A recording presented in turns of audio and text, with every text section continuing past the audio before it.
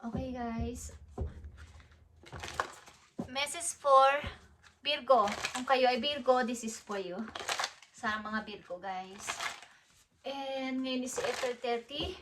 Okay, last day of April na to guys. So, ito ang palagang message sa'yo Virgo. Kung ikaw ay Virgo, para to sa'yo. At mahalaga ito. Okay, this is for you Virgo.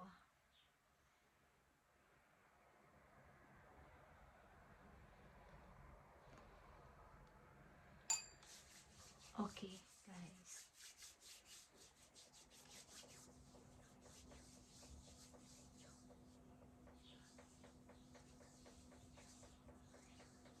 Okay, Virgo, this is for you. Mahalagang message ito for you at last day ng April. I need message for Virgo. I need message for Virgo. Okay.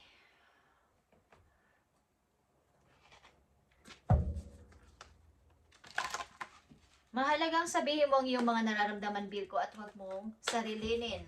Huwag mong itago sa dibdib mo ang iyong mga nararamdaman o sa loobin. Yung iyong feelings is i-show mo sa iba or sabihin mo. Ilan sa inyo this time, ngayong araw na to, ngayong buwan na to, ngayong linggo na to is kayo ay punong-puno ng emosyon. Guys, paano man ang inyong nararamdaman at nakikita sa paligid, sabihin ninyo guys, huwag nyo kinikimin ang nararamdaman ninyo sa inyong dibdib. Okay, kung ano man ang message dito, ito ay para sa iyo at hindi natin to mapipigilan. Okay, Virgo. Tingnan natin ang mga message po iyo. Okay. Wait lang, be patient sa mga Virgo. Tingnan natin.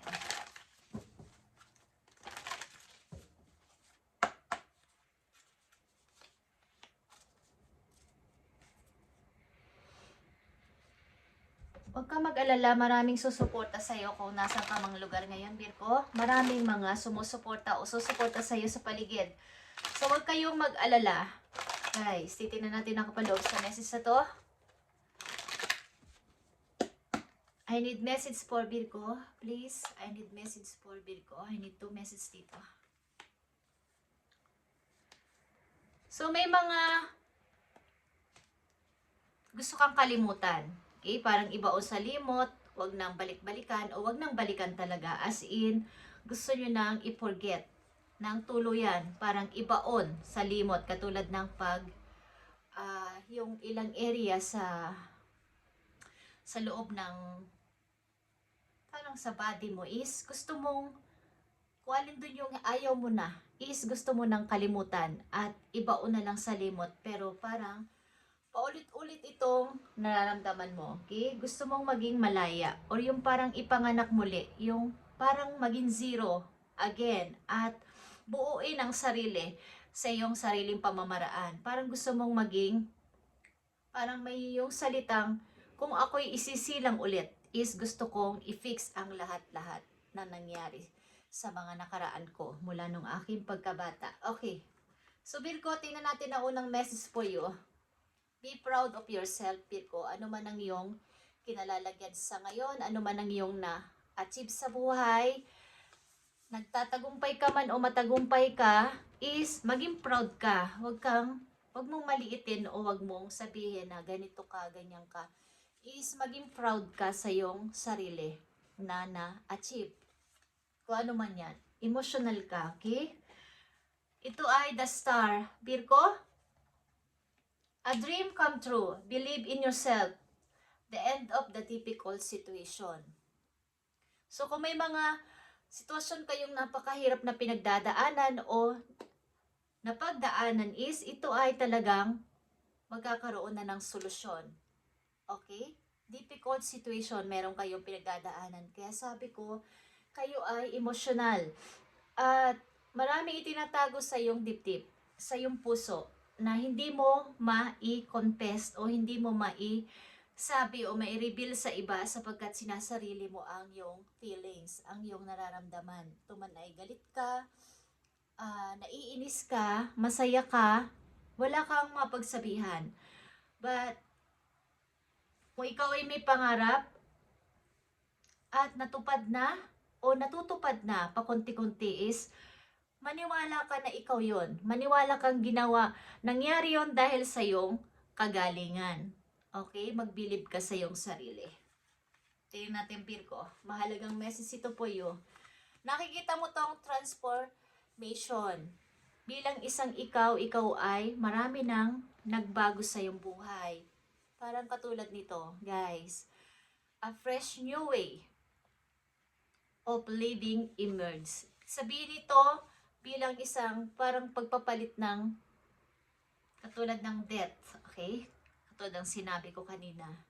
Yung mga may gusto kang tanggalin na mga yung old skin ninyo, yung old cycle is gusto ninyong i-fix at maging bago. Katulad nito, guys, sa mga Virgo. Okay? Virgo, the Empress is here. Maaring ikaw ay namimiss mo ang iyong magulang, father mo man o mother mo, but ito ay isang mother. Okay? Maaring ikaw ay makimama, makimami, makinina. At namimiss mo yung kabataan mo. Okay? Namimiss mo yung kung paano kayo pinalaki. Kung may kapatid ka, namimiss mo yung kung paano kayo naglalaro, kasamang yung mother, is marami kang namimiss, Virgo. At maaaring, kung ikaw ito as a mother na, is, yung kung may anak ka na sa ngayon, Virgo, is, ginuguni-gunita mo yung iyong kabataan. Okay? Ang ilan sa inyo din ay mahilig sa mga tahimik na place. Yung as in, may mga pet kayo, yung may mga puno sa paligid ninyo, tahimik, may peace of mind ang ilan sa inyo. Gusto nyo yung i-fix yung buhay nyo ng ganito na malayo sa kaguluhan kapag kayo nagkapamilya. Okay? At maaaring kayo ay may reflection, may reflect galing sa inyong kabataan. Something na gusto ninyong baguhin kapag kayo ay nagkaroon na ng sariling pamilya is maging mabuting magulang. Ipadama sa kanila ang mga hindi yun naranasan dati. Okay? So, andito yung Three of Swords, guys. Meron kayo talagang, ito ay paglayo sa nakakarami. Okay? Maaaring marami kayong naranasang kirot sa puso. Pananakit na ibang tao. Pagka-broke sa inyong puso. Ito man ay pag-ibig o sa mga taong involved sa buhay ninyo. Andito yung kirot. Andito pa rin yung pain. At sabi ko nga kanina, gusto nyo ng bago, isilang na muli parang sanggol at magbalik sa kabataan nyo. At namimiss mo ang iyong kabataan, ang iyong inner child. Gusto mo ulit ibalik ito. Magkaroon ng rebirth. Ang ilan sa inyo may phobia sa paparating na mga messages. Maraming problema, ayaw ninyo. Ilan sa inyo ay takot parang mag-entertain na mga tao sa buhay ninyo sapagkat baka tigan na naman nila ako ng gulo or masangkot na naman ako sa gulo. Ang ilan sa inyo ay may trauma galing sa kabataan, guys. Takot kang bumalik yon. Okay. Virgo, ang ilan sa inyo ay nasa ibang lugar at nag-i-start ng bagong buhay, bagong trabaho at bagong mga tao din gusto nyong ma-meet or mga bago talaga ang gusto ninyo. Okay? Ayaw nyo ng mga dati pa nyong kakilala. Gusto nyo lumayo. Okay? At marami kayong gustong gawin sa buhay na hindi nyo maisakatuparan pa. But talagang kayo ay may complex galing sa kabataan, Virgo. At ito yung inyong parang yung inyong emotion ba ay nadidrain. Kailangan ninyong mag-cleansing, guys, at iayos. Okay, kung ano yung totoong nararamdaman ninyo sa ngayon, sabihin nyo sa taong involved sa inyong buhay na ganito yung inyong nararamdaman. Ganito yung inyong gusto ko sabihin o ipaalam sa kanila. Okay? Ito man ay sa inyong mga magulang or sa inyong mga kapatid or sa inyong mga kaibigan. Maaring maraming nanakit sa inyo guys. Literal man ito sa inyong emosyon is maraming nanakit. Physical man to or sa inyong emosyon marami. At natutunan nyo mapag-isa. Gusto nyo lagi nag-iisa or walang masyadong kaibigan. Okay, paparating na message for you Virgo simula sa araw na to. At sa pagtatapos o tapos na ang April guys, simula sa pagpasok ng May, paparating sa inyo mga messages. Okay, kayo ay maaaring, kung kayo may trabaho sa ngayon, masyado kayong focus sa inyong trabaho at loyal. Halos nag-uubos kayo ng maraming oras sa inyong trabaho. Ito, Pentacles is here. Gusto ninyong wag maranasan yung kumbaga gusto niyo mag-impok para sa hinaharap. Gusto ninyong madagdagan pa ang inyong ipon para sa kinabukasan ninyo. At nakatuto kayo dito. Parang ilan sa inyo nag-overtime pa sa work. Okay, o dinadala nyo sa bahay nyo inyong trabaho para tapusin.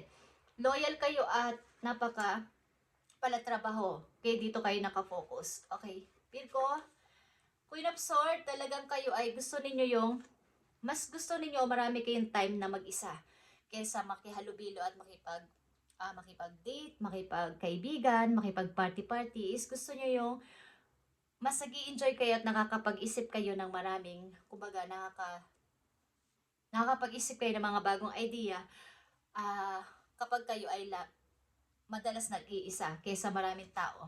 Ayaw ninyo. Page of Cups and the Death is here. Okay, so guys, kayo ay may namimiss sa inyong kabataan o may namimiss kayong isang taong mahalaga sa buhay ninyo na maaaring pumanaw na yung umalis na talaga dito sa ating mundo, okay? At namimiss nyo to. Ilan sa inyo ay maagang nawala ng kapamilya, okay? At natutunan ninyong mag-isa, walang mapagsabihan ng inyong nararamdaman. At ito yung malaking dagok sa inyong buhay na nangyari, okay? But pilitin ninyong maging matapang dito at humarap sa katotohanan, okay? Virgo, maaaring kayo ngayon ay nakafocus sa trabaho ninyo at wala kayong ibang gusto kundi magtrabaho lang, na magtrabaho, mag-ipon. Maaaring makaka-apekto sa inyo ang energy, Taurus season na guys, and Gemini, okay? Makaka-apekto sa inyo ang energy nito na yung pagiging isang may dedikasyon sa trabaho, mapag-ipon, at loyal. Okay. At maaaring yung emosyon ninyo ay talagang naaapektuhan sa palagi ninyong pag-iisip, guys.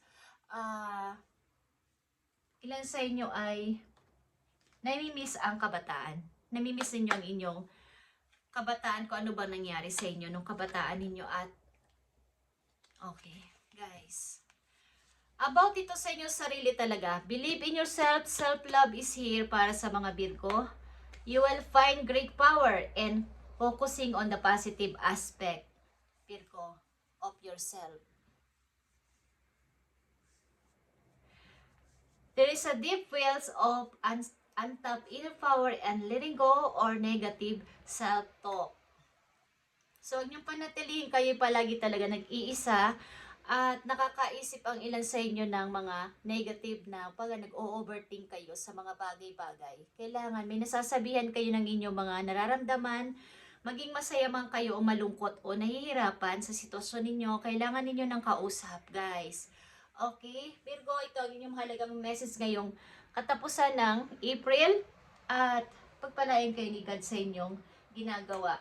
At huwag kayong mag-alala, support na mga tao sa inyong paligid ay nandyan sa paligid niyo at hindi kayo nila pababayaan. Nasa man kayong lugar sa ngayon.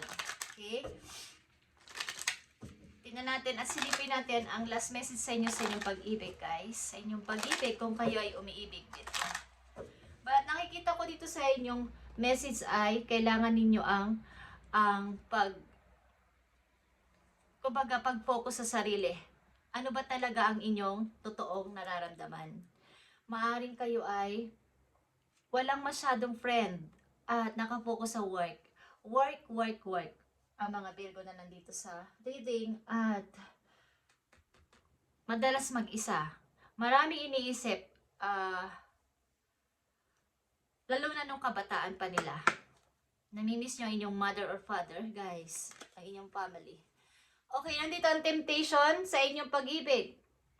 Think carefully about the situation. Kung kayo nasa sitwasyon, maaari ding sa pag-ibig ay hindi kayo mapalad ng ilan sa inyo at palaging mayroong halong.